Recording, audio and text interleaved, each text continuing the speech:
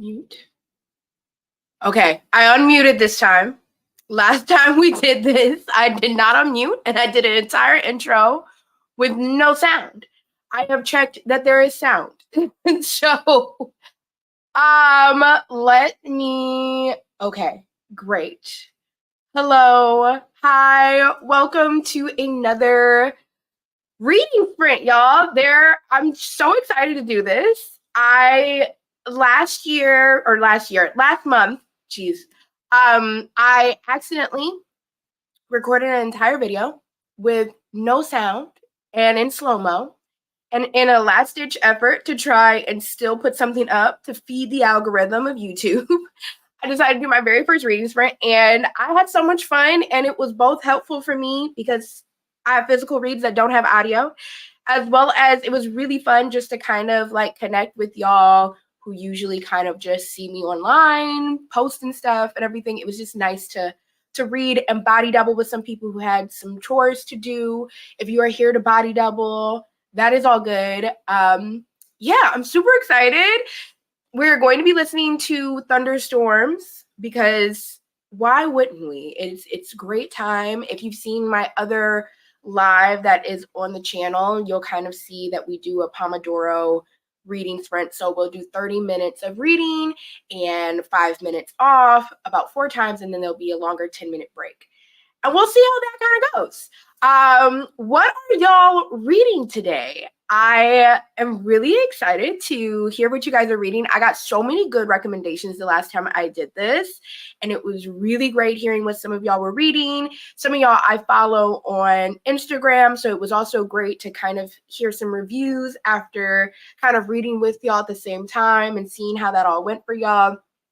I know that one person who was on here was reading the Guild of Stories last month during my I Love Black Horror readathon, and she absolutely fell in love with it. She's just like, I had the best time reading it and absolutely loved it. So I hope that like some of y'all have some great luck as well. But I'm super excited to read my 2 books for today's readathon as y'all put your reads in the chat.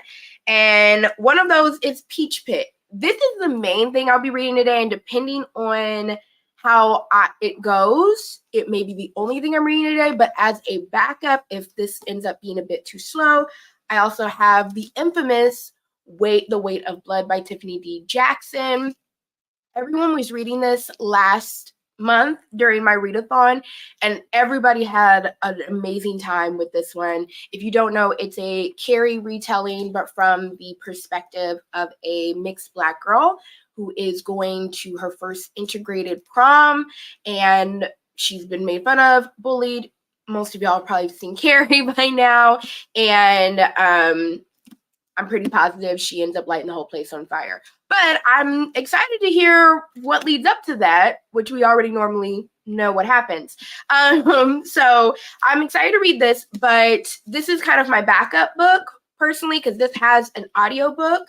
I kind of want to use this sprint and everything for Peach Pit because it doesn't have an audiobook, so I can't really just kind of read it easily throughout the week as I'm doing other things or in my commute and stuff. This one came out last year. It's a 16 stories of unsavory women, which I love. And it really goes with my theme this month, which is for Women's History Month, I support women's wrongs and rights. And essentially, it's just reading books about unhinged women written by women. And this meets the brief on all of that. I also really want to pick it up because last month I found I'm pretty positive it will be my favorite book of the year, and that's The Women Could Fly by Megan Giddings. And she wrote one of the stories in this book, and that kind of really put me over the line on wanting to read this because in between that, Yaya Schofield also wrote in this book, which last month I had a lot of recommendations from her. She's like 23 and already has like a ton of work out, which is just amazing. So I'm really excited. I kind of want to skip to Megan Giddings' story in here, but I don't want to spoil it for myself. The last anthology I read last month was an arc, and it was The Black Girl Survives in this one, which is coming out next month. And I had a ball really reading that. I loved it so much. So I hope that this is kind of the same thing and I end up loving this one just as much. I do see that this one has a couple that are written in verse, so that's exciting. And some of these are actually quite a bit shorter than some of the stories that were in The Black Girl Survives in this one. So we'll see how reading this goes. Let's see what you guys are reading right now. Hey, Scotty Cherie Reads. I appreciate you coming back and everything. Thank you for the compliment on my intro. Last reading sprint that you were in, I messed my intro up. So this time I wanted to make sure that I had it right. And welcome, hey new subscriber. The algorithm finally blessed me with more Black booktubers. I'm happy that the algorithm is actually doing its job and introduced me to you. And thank you for subscribing. Thank you for coming here. Yes, I was on mute, and it was a whole 10 minutes of no sound. And you know, we come back, we learn, we evolve. That's what we do. I'll be filming a YouTube video and then jumping into Natural Beauty by Ling Ling Wan. Oh my God. So I read that one in January when I should have been reading some other book. And honestly, I really loved it. A lot of body horror, but I absolutely loved it. And I really did like I like that. Like if you've read Rouge and you weren't impressed by Rouge, like it just wasn't enough horror for you, read Natural Beauty. And also if you feel like it wasn't a big enough commentary on like the beauty industry being horrific, read Natural Beauty. When you read it, there is like one single thing that kind of left me a little bit going, wait, what?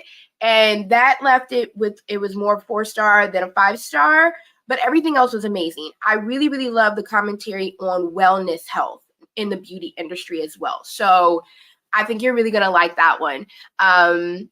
Let's see here. The Weight of Blood is such a fun read. Have you read or watched Carrie? Yes, I have read and watched Carrie. And I actually read the book when I'd gotten a special edition, Barnes special edition of Stephen King's like top 3 books of all time. And it's like right here in my corner over here. I read The Shining. Way better. I'm actually upset that I read The Shining because I used to love the movie. Now I hate the movie because Stephen King was right. Kubrick completely messed that up on the point of what the whole book was about, to be honest. And then I read Carrie, loved Carrie, and now they did a better job in the movie, but the book is absolutely better. It's even way scarier, especially when Carrie finally goes off the rails and everything. Way scary in my opinion, reading about that rather than like watching it, because I feel like it's not the same thing. I feel like John Travolta's character, that boyfriend, way more of a serial killer, like psychopath than he's even portrayed in the movie, to be honest. So highly, highly recommend. If you've not read Carrie, you should read Carrie. But that's why I'm so excited to finally read The Weight of Blood, to be honest. I've heard it's so much fun. Listen to the audiobook for TWOB. That's how I read. Oh, The Weight of Blood. That's how I read it, and it was great. I'm excited. The audiobook was like, y'all know I'm a transplant, and therefore I have like 3 library cards. That's how I get my audiobooks on Libby so quickly. And I was surprised that even back in like Dayton, Ohio, where it's a layup to get an audiobook really quickly, I had to wait like maybe 3 weeks for The Weight of Blood to even come up on over there. And I know some of y'all are like, that's really short compared to like the LA Public Library. but like y'all don't understand. It's usually like if I want something, I got it, as far as like the Dayton Public Library. And yeah, so that's kind of a giveaway that it must be a really good audiobook. I'm really excited to start that one. I actually thought The Black Girl Survives in this one was already out. No, it actually comes out April 3rd. I think that a lot of people may think that it's already out because honestly, the book tour on that has been phenomenal. They have been reaching out to every Black booktuber they could find, any Black bookstagrammer they can find, and it's like, hey, read this book, talk about it, because so many people I know have gotten that art. Shout out to Bria over there at Flatiron Books for reaching out to me to give me my first arc, as well as like let me get a real look at that book because it's so good. So definitely check out that and coming April or early April. Let's see here. A couple more. Hey, I'm reading Real by Kennedy Ryan. I like your bookcase decor. Thank you so much. I appreciate the love on my book nook and everything. I hope one day to have a full library, but for right now, we have this nice corner in my living room. I've not heard of Real by Kennedy Ryan. I'll have to look that one up afterwards and everything. This is why I love doing this, because my TBR grows entirely from doing these sprints and checking out what y'all are reading. Ashley, hi. I love The Weight of Blood. I'll probably be starting I Who Have Never Known Men. Tell me how you love that one, because I've heard so many people say they love that one. And I almost read it this month, but it didn't really fit in like my theme for the month. especially because I found this special cover. I've only seen the cover that has the woman on the front of it, and that one's pretty. Don't get me wrong, but I love me a graphic, illustrative cover. And when I found this one at Barnes, and it was like the buy one get one half off, I snatched it up. I wanted to read this. It was lower on my TBR, and then this cover shot it up. So tell me how you like that one. I may end up reading it next month or when it kind of fits a little bit better into a theme, because y'all know I love a theme. So yeah, let me know how that goes.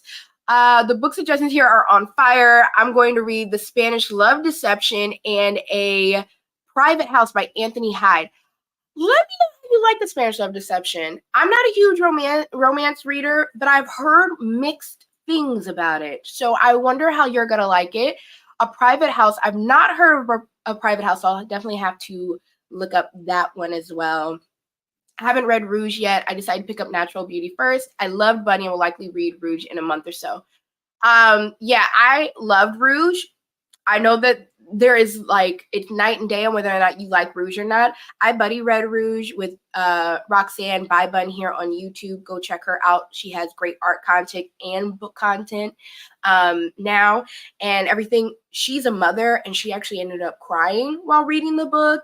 Me personally, while I'm not a mother, I did read it and had a very lengthy conversation with my mom. I think as a woman of color reading that book, I think it's a very interesting book because it not only deals with, I think, the conversation of losing a mom, but the concept of motherhood and like being women and being like in a society that pushes us to be at odds with each other, younger and older women, because of a beauty concept. Never mind the concept of like a white woman raising a mixed race child or a child of color and everything, and what that means in teaching beauty and everything. I love the metaphors. Now, do I feel like there were portions of it where the magical realism kind of got a little out of hand? Most certainly. But I also love Vanilla Sky. That's a little bit of a Easter egg when you start reading Rouge.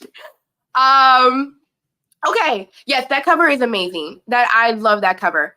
All right, I think that we're good. We got a couple of people in here and everything. I'm excited. We're about 18 minutes in, and one thing I know is that I ran my mouth too much in the last one, and I want to get through a good amount of stories in this. So let's get started. I'm excited. Let's move through it.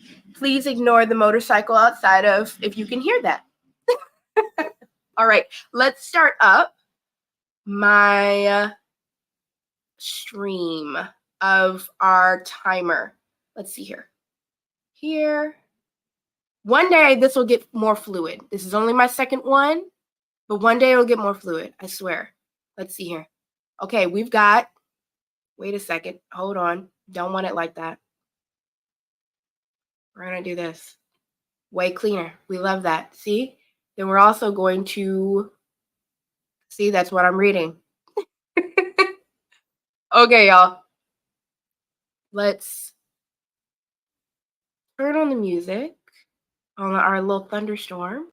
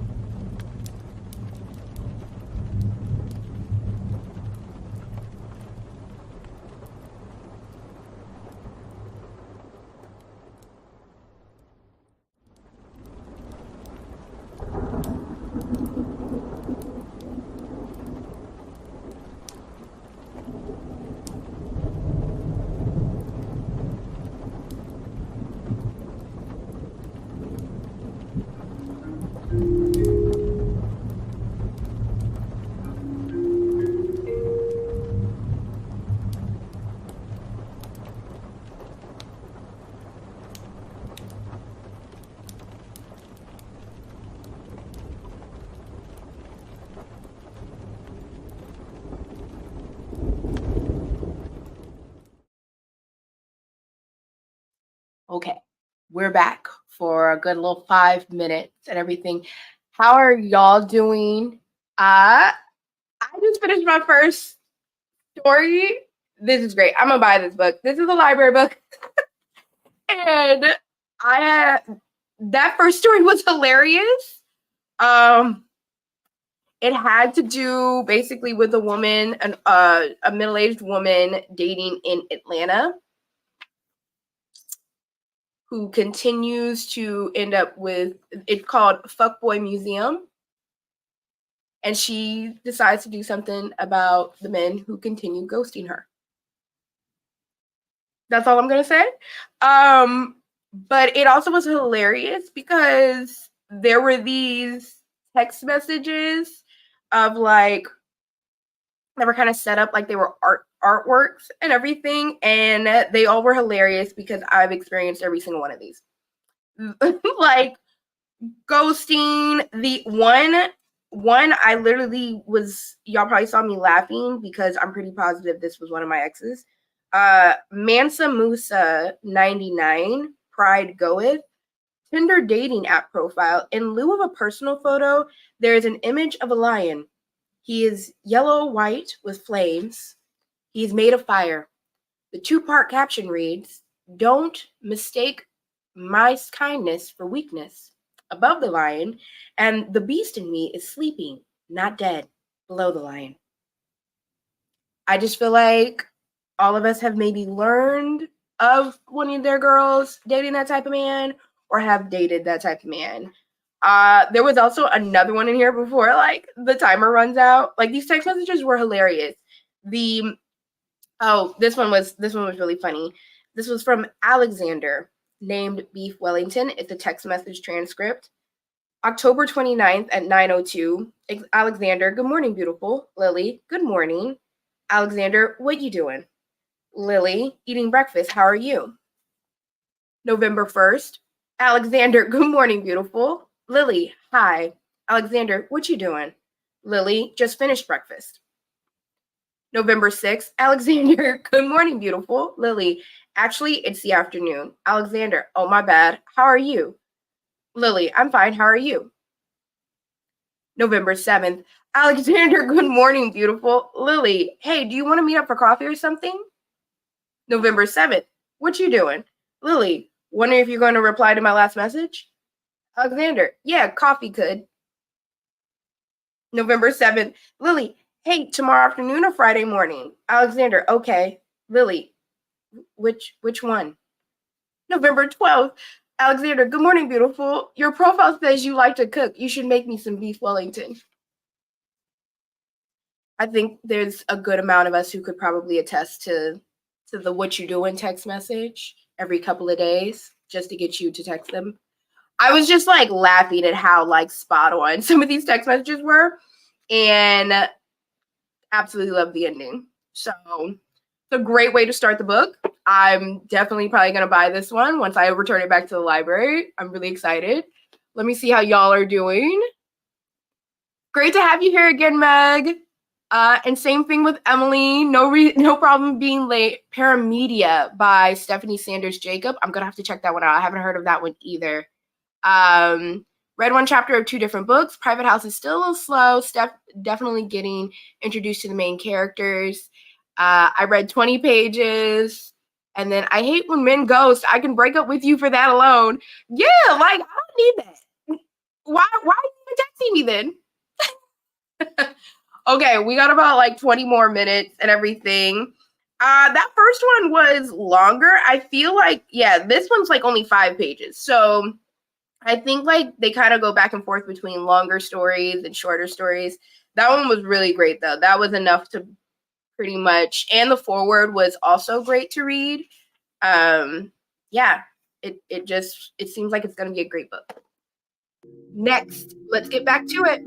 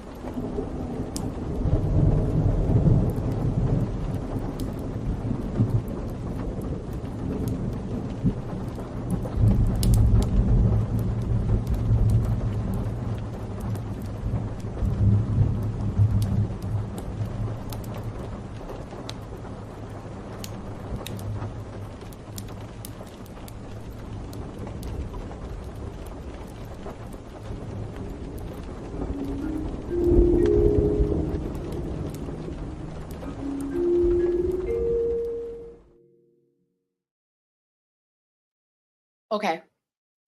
So, um, that was interesting. The next story that I read was Collar by K Ming Chang. I was interested in the story. It's a queer story about like a scammer, like a call scammer, and like the person who she calls kind of like falling in love with her, and there being this lust. But I didn't too much get the ending.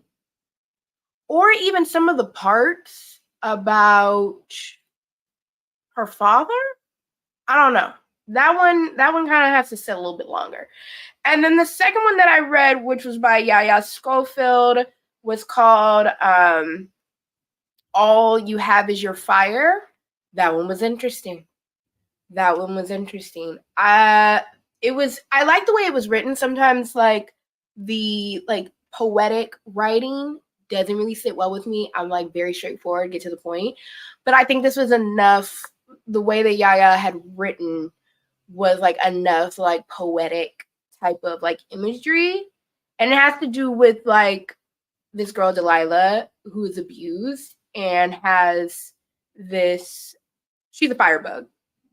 She's most definitely a firebug and is very interested in horror books like Carrie and The Haunting of Hill House. And that comes to a bit of a helm at the end story that kind of leaves you on a cliffhanger of what happened after. But I liked how it felt like a poem, but it wasn't too poetic. Like I say this all the time, but like Toni Morrison will write a story that feels like poetry, but like poetry that you like have to study in order to get what you just read. This felt very much like not that. I don't know. I liked it though. I very much I liked the second story I read.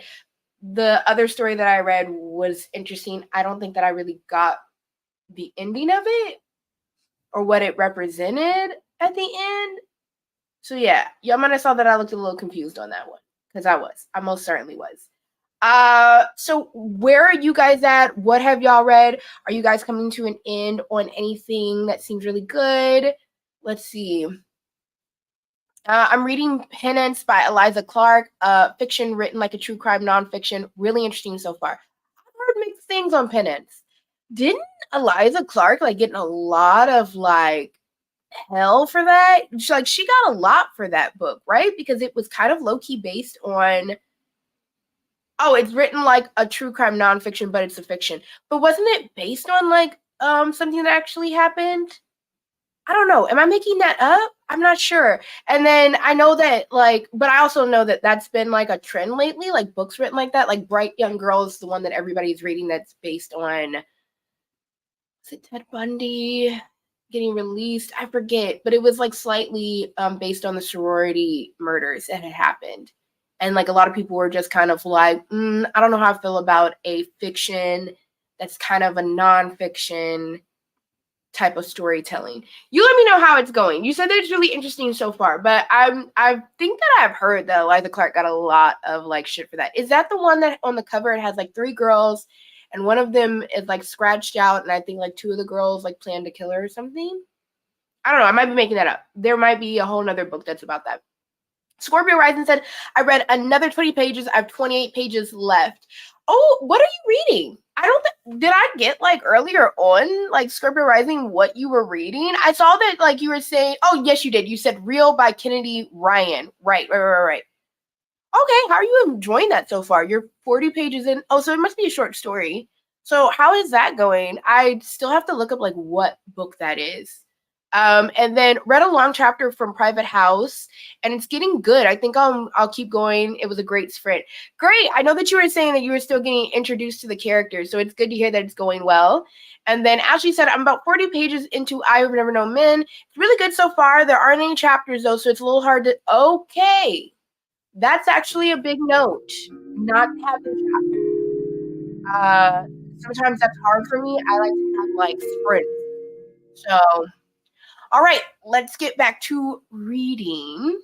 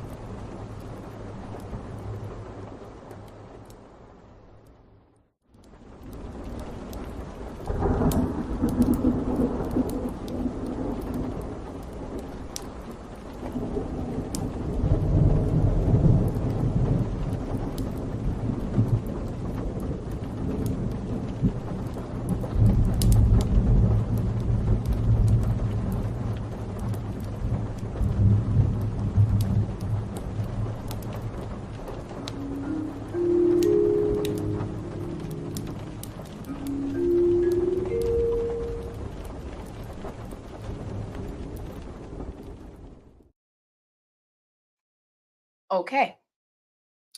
I'm nearly done with this next the last story that I read, which was called Maps by Vanessa Chan.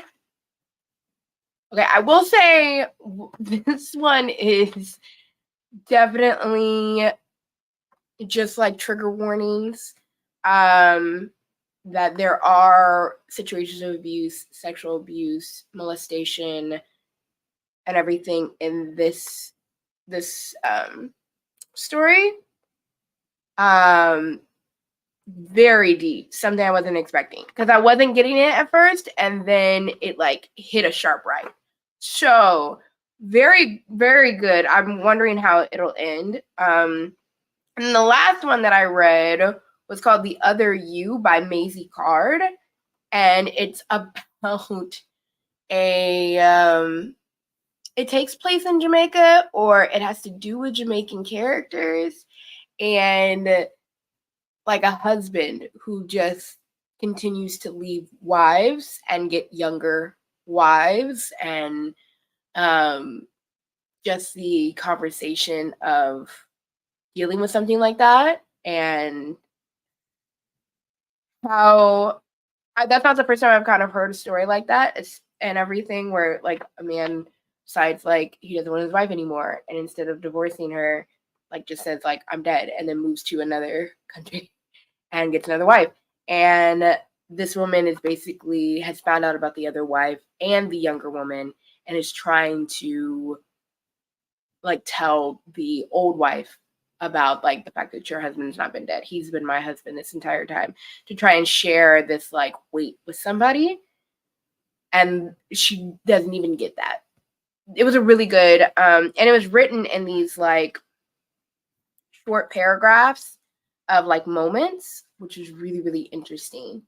Um, yeah, I'm about a third of the way through this book. I will say this one, in comparison to the last anthology I read, The Black Girl Survives in this one, that those stories were written more like stories, like let's read them beginning, middle, end. These are very like moments in time, which is very interesting, but I'm really loving it so far. We have about an hour to go. So let's see what you guys are all reading and how's everybody doing with theirs. We have about an hour left. So I wonder if like how y'all are doing with y'all's reads. Let's see. Mm, okay. Meg said yes, that's the right cover. Oh, regarding penance, I haven't heard about the backlash of the book, but I can absolutely see why that would be if it's based on a real case. I'll look into it. Yeah, I'm not certain, but I just feel like I've heard that regarding penance, that it's been like a lot of controversy behind that one. So I don't know, but it's good to hear that it's interesting. It's been interesting for you so far. Scorpio Rising said it's over 400 pages. Okay, never mind. I think that I was assuming that it was a short read by like you saying like, oh, I've gotten through like 20 more pages and everything. I've enjoyed it. I would probably give it 4 stars. It's also my first Kennedy Ryan book. They must have a lot of books then. I don't know why Kennedy Ryan's not coming to mind as far as like other work they've made. Um, Thanks so much for the sprints. I got about a third of the way into my book, but I'm going to go eat dinner and watch the Oscars now. Enjoy your reading. Thanks, Ashley. I hope you enjoy the Oscars, and I'm glad that you got about a third of the way into I Have Never Known Men.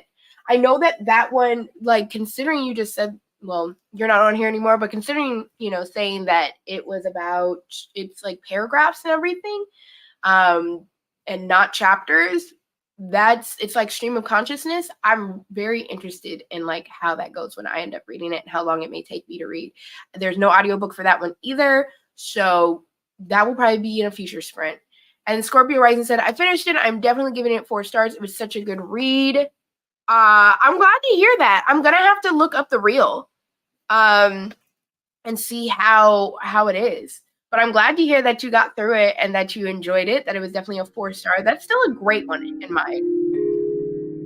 We've got 1 more hour to go, and then we'll end our reading sprint. I've gotten a lot of great reading done, so I'm excited that today has felt really successful so far. I hope it has been for y'all as well.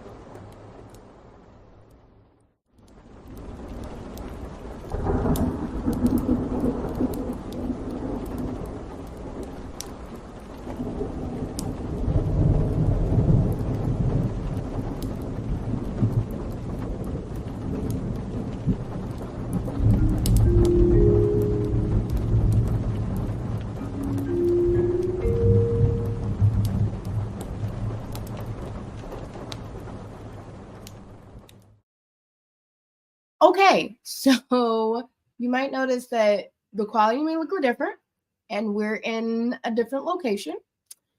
That is because my camera died, which is weird because I was pretty positive if my camera was set up to my computer, it couldn't die because it was kind of like simultaneously charging.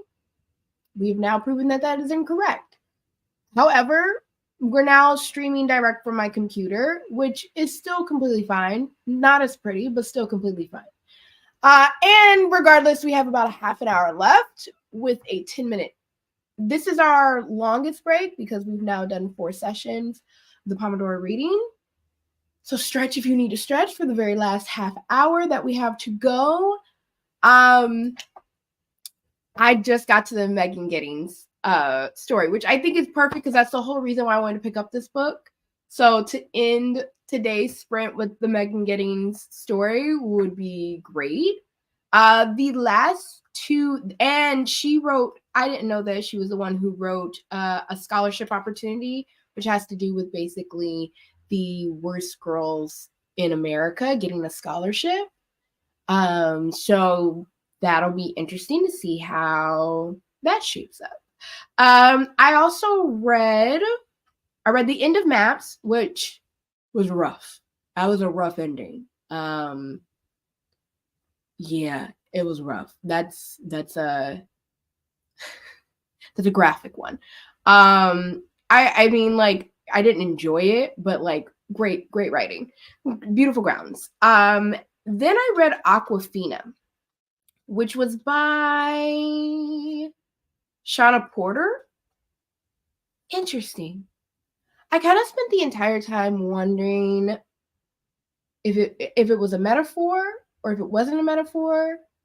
Again, this one in comparison to the last anthology that I read is very poetic, very metaphor based, very poetry based, very moment in time type of thing. And it was written in verse, which is interesting. And it had to do with plastic, but I think I'm still trying to figure out like what was the ending of it all, or what was the meaning behind it. Depression, purified water, how water isn't free, but like it's all surrounding us. Is it a metaphor for depression, like happiness? I don't know. That's what I'm gonna still have to sit with. And yeah, now I'm reading the Megan Giddings story, which I'm excited to see how that one ends. I'm also pulling up like my whatchamacallit, so I know that there's enough time. So yeah, I'm interested to see how that one ends. I'm pretty positive I'll probably start the next one at the end by the time that we get to our next sprint, because I only have a few more pages in the Megan Giddings one, although I just started it. It's not that long. The stories in here are not as long as the Black Girl Survives in this one.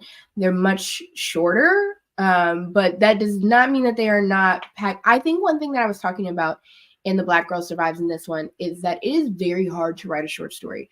Like, writing a story is already difficult, but writing a short story that has like a beginning, a middle, and a satisfying end, like it's wrapped up and everything, is extremely hard. And I found that from reading, like, I don't read a lot of anthologies or short stories, so reading a lot back to get back, I did feel like there were some authors who struggled with the short story ending more than others. I've not felt that once in this one. And I'm like, I want to say I'm probably 8 stories in. I mean, like, visually, I'm halfway through, but I'm not sure if that's the case. Let me see. There's 16 stories, so 1, 2, 3, 4, 5, 6. No, I'm barely hitting. So the next one, which is Sick, at the end of this sprint, that I'll probably either start or finish by the end of this upcoming sprint, will be the official halfway point, which is good to know. On like trying to finish this up, I have to return this back by next weekend. So it's good to know that I should be able to finish it by the time I have to give it back and everything. I'm not sure what Sick is about. but it is a bit longer. No, I think the longest one so far has been the first one. So that has been something. Let's see how you all are doing. She also wrote Before I Let Go. Everyone seems to love that book. Okay, got it. I get who Kennedy Ryan is now. I have heard a lot about Before I Let Go. Scorpio Rising had just stated Real, the one that they've been reading. Sorry, I'm assuming that that they've been reading is by the same person who wrote Before I Let Go, which the cover is coming to me. I could not tell you what that book is about, but yes, everybody is obsessed with that book right now. Meg James said, I had Penance on my TBR list for a long time as it had been recommended to me as a criticism of true crime and the way some are drawn to these awful stories. Okay. I think that's a different situation then. It would be interesting if Penance was being criticized for the same thing that it's criticizing. So maybe some of those people who are criticizing Penance like missed where it was going, like missed the whole point. So that sounds interesting. I was also really interested in the subplots of how toxic Tumblr was. I spent far too much time on there as a teen, and life in an English town. I'm English. Okay, got it. Yeah, I also spent far too much time on Tumblr, but I also truly like kind of miss the Tumblr days. Like Instagram just isn't the same thing, and Pinterest isn't the same thing either. Like there was something about Tumblr that just felt like the wild wild west when you were like a teen and everything, and that they just put anything up there and you could just like it or reblog it or do these sub threads on there and everything. There was just something really interesting about it that I don't think that it's been able to recapture after like basically going bankrupt and recreating what it was and stuff like that. So let me know if you were even a teenager during the Tumblr era. And then Meg James also said, but having looked into how much the author took from real life brutal case of Shonda Shearer and then didn't mention it in the acknowledgments, I feel very uncomfortable with continuing on. Okay. Interesting. You know, a lot, as we have like 3 more minutes, I'm going to bring this up.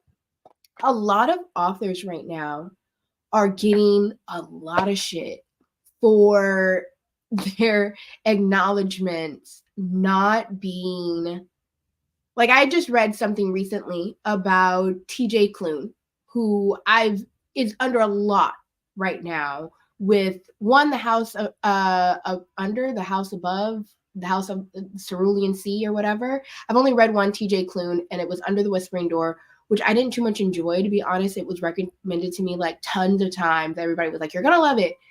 And then I read it and I was bored. I was like, maybe cozy fantasy or whatever isn't for me. And it felt very surface level. It felt very boring.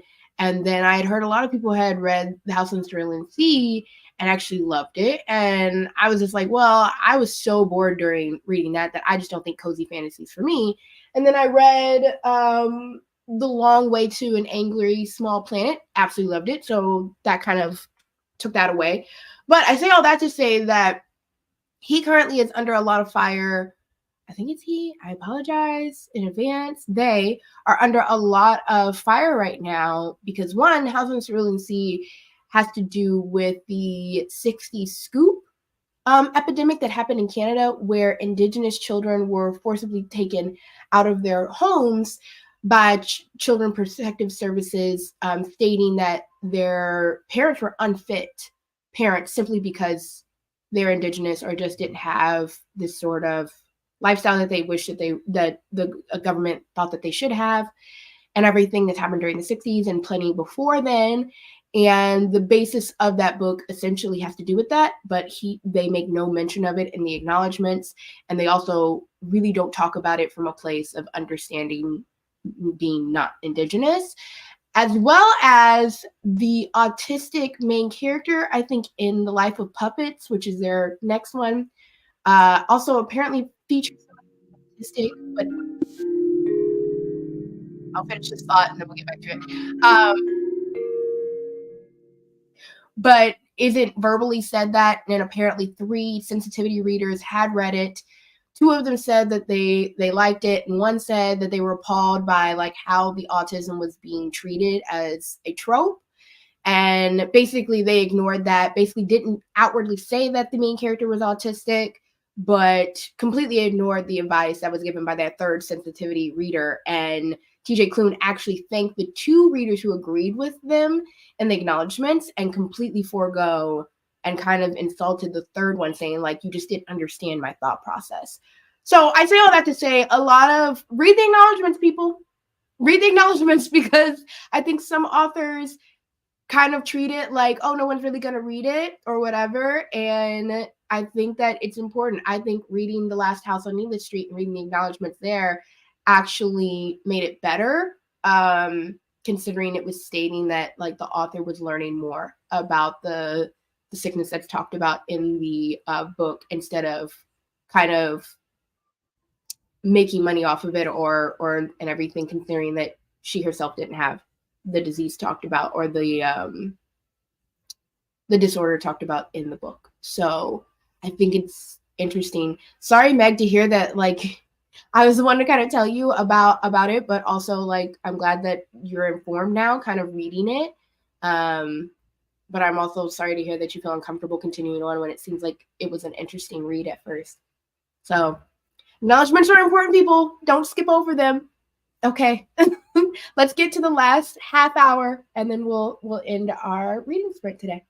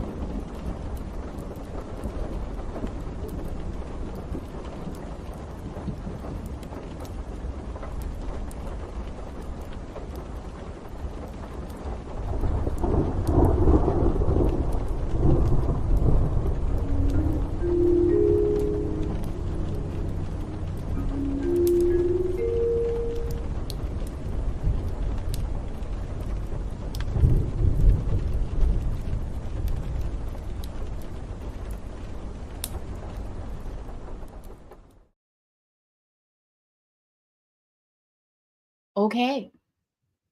That is the end of today's reading sprint. I just finished up, just to end it.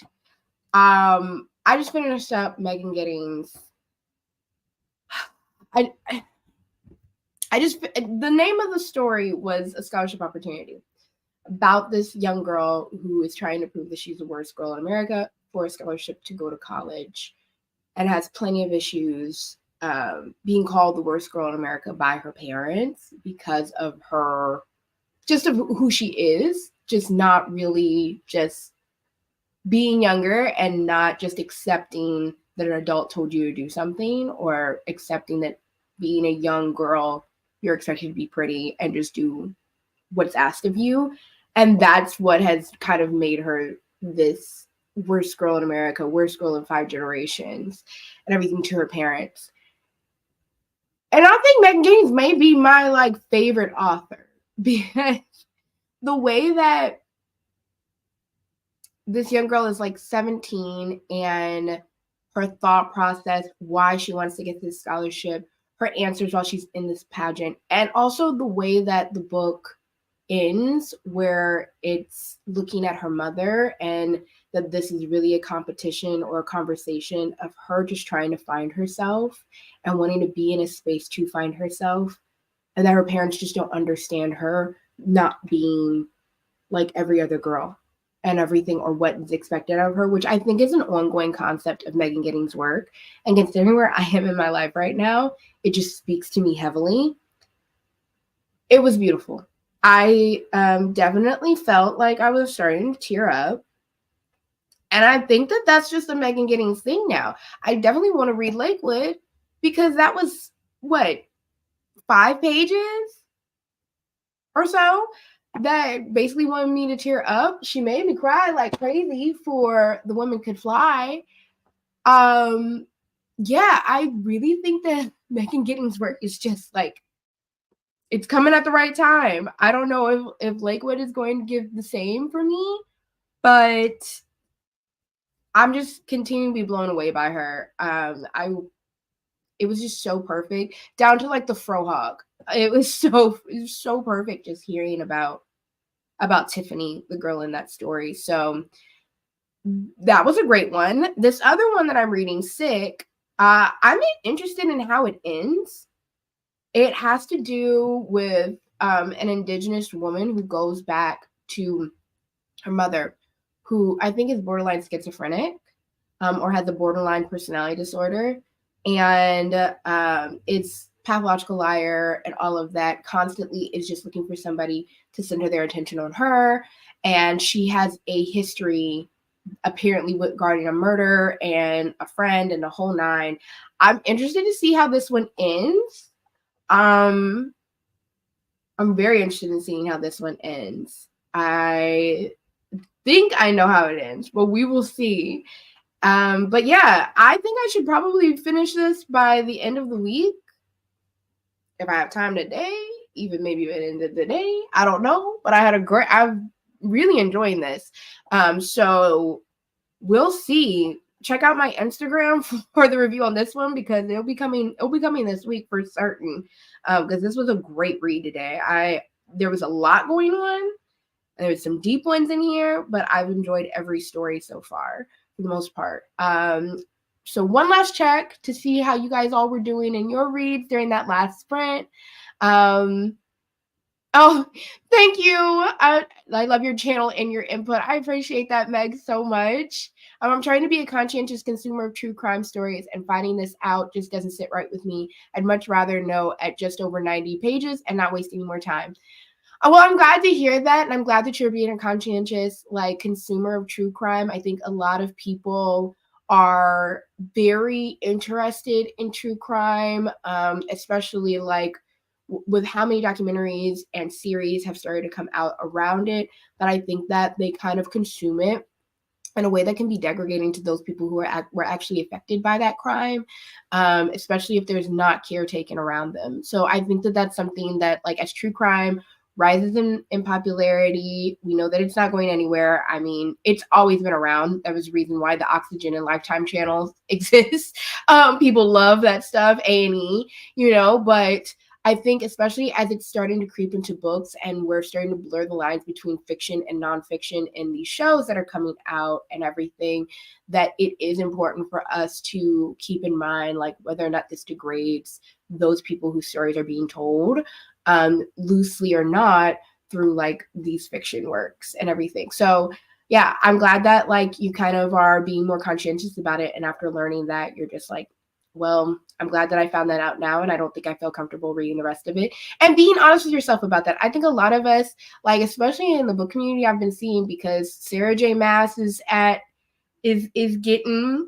getting read for filth, and Rebecca Yarros and everything, and all these other authors are starting to like be kind of read for filth, and people are like going to town on like, no, I ride for this book, you have to separate the artist and everything.